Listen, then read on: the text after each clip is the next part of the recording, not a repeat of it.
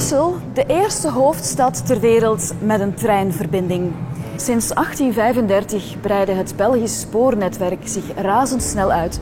En dat maakte van ons land toch wel een belangrijke spoornetbeheerder. En dat verdient een museum.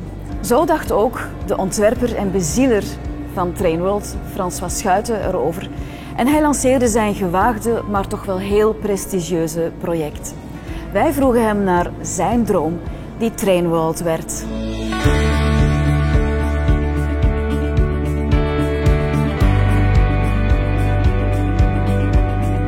La première ligne Bruxelles-Louvain arrive en 1835. Et en fait, cette proximité de date montre bien à quel point ce pays va trouver dans le chemin de fer une façon de se développer, de se construire.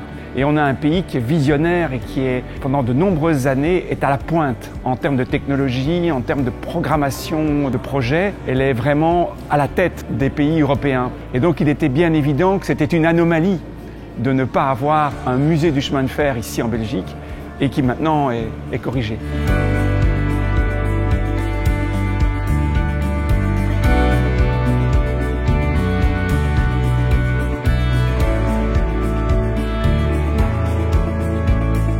En als het gaat om moderne technologieën, ook op het vlak van mobiliteit, kan Siemens ook niet ontbreken.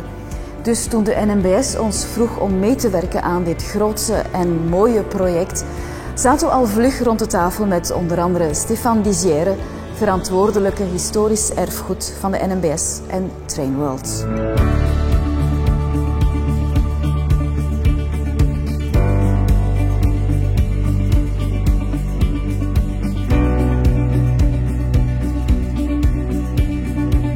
La collaboration avec Siemens s'est passée d'une manière exemplaire. C'était vraiment une excellente collaboration. Nous avons contacté il y a à peu près 4 ans pour vous proposer d'être présents, ainsi que les autres constructeurs ferroviaires, dans Trainworld, afin de pouvoir proposer aux visiteurs une dimension contemporaine et futuriste du monde ferroviaire et pas seulement celle du passé.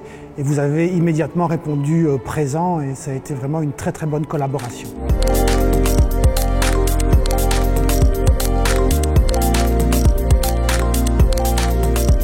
Il est évident que la technologie va jouer un rôle très important dans les transports de demain, on le sait, on le voit.